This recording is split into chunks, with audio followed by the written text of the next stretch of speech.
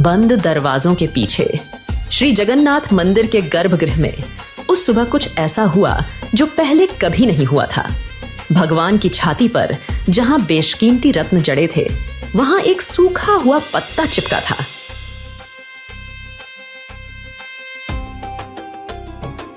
मुख्य पुजारी की आंखें आश्चर्य और स्तब्धता से फैली हुई हैं। यह पत्ता यहां कैसे आया? यह कोई साधारण पत्ता नहीं था। यह एक भक्त के आंसुओं से लिखा गया प्रेम पत्र था, जिसे रास्ते में फेंक दिया गया था। लेकिन जिसे इंसान ने फेंका, उसे खुद भगवान ने अपनी छाती से लगा लिया। इस पत्ते का रहस्य क्या है और इसका आपसे क्या संबंध है? ये जानने के लिए वीडियो अंत तक जरूर देखिएगा, क्योंकि अंत में एक सवाल आपसे भी पूछा जाएगा। गुरुदेव, यह पत्ता यहाँ कैसे? रात को तो कपाट बंद थे। महाप्रभु के श्रीअंग पर एक साधारण पत्ता, कहीं ये कोई अपशकुन तो नहीं? शांत, यह अपशकुन नहीं, कोई गहरा रहस्य है। महाप्रभु की इच्छा के बिना एक तिनका भी यहाँ नहीं आ सकता। हमें जानना होगा इस पत्ते की कहानी क्या है।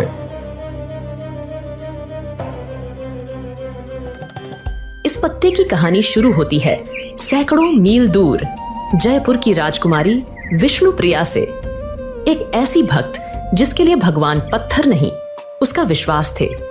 राजकुमारी विष्णुप्रिया अपनी बीमार माँ रानी चंद्रावती के बिस्तर के पास बैठी है। मत कर इतनी मेहनत बेटी, सारे वैद्य हार गए।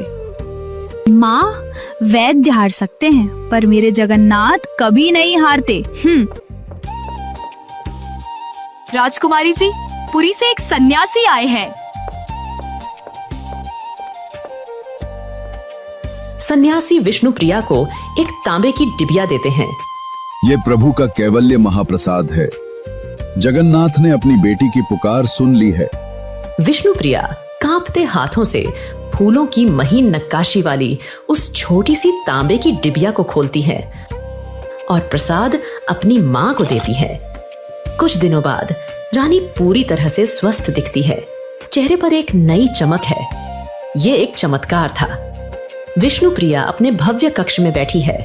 उसके सामने सोने चांदी हीरे मोती के ढेर लगे हैं। मैं स्वामी के लिए क्या भेजूं? उनके पास तो स्वयं लक्ष्मी है। रत्नों का सागर उनका घर है। मेरे दिए सोने चांदी का क्या मूल्य? दोस्तों, जब दुनिया भगवान को सोना चांदी चढ़ा रही थी, तब विष्णुप्रिया उन्हें अपना मन अर्पित कर रही थी। अगर आप भी मानते हैं कि सच्ची भक्ति किसी भी दौलत से बढ़कर है, तो इस भक्त के लिए वीडियो को एक लाइक जरूर करें और कमेंट में पूरी श्रद्धा से लिखें, जय जगन्नाथ।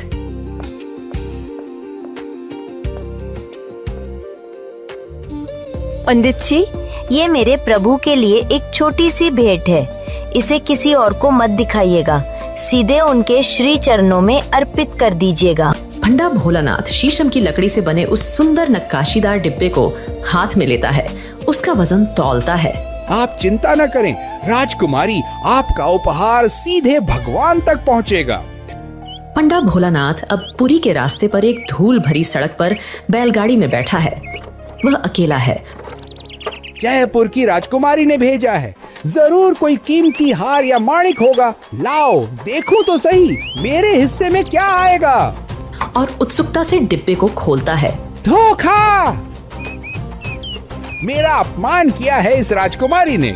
इतनी दूर से इस सूखे पत्ते के लिए भेजा, एक फूटी कौड़ी भी नहीं दी और कहती है भगवान को अर्पित करना।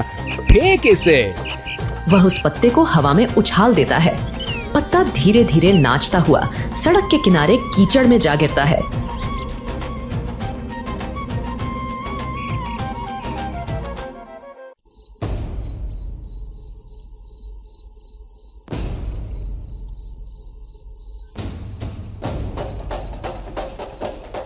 अरे धूर्त, उठ।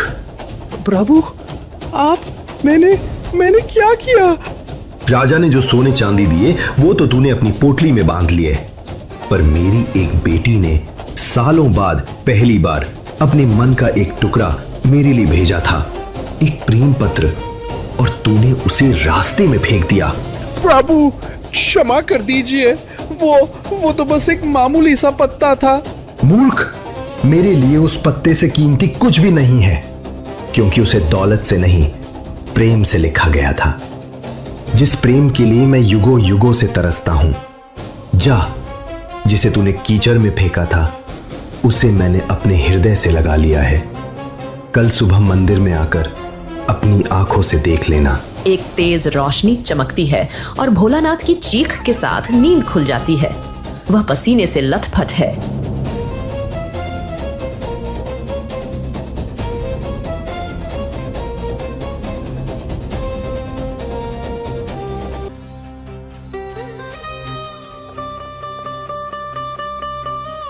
रुक जाइए गुरुदेव, उस पत्ते को हाथ मत लगाइए, ये पाप मैंने किया है। वह रोते हुए पूरी कहानी सुनाता है। मुख्य पुजारी की आंखों में आंसू आ जाते हैं। वो बहुत ही सम्मान से भगवान के वक्ष से उस पत्ते को उठाने के लिए आगे बढ़ते हैं। उन्होंने अपने सुनहरे बॉर्डर वाले रेशमी अंग वस्त्रम को ठीक किया और फिर कांपते हाथों से उस पत्ते को उठाया। एक दिव्य सुगंध पूरे गर्भगृह में फैल जाती है। वो धीरे धीरे उस भोजपत्र को खोलते हैं।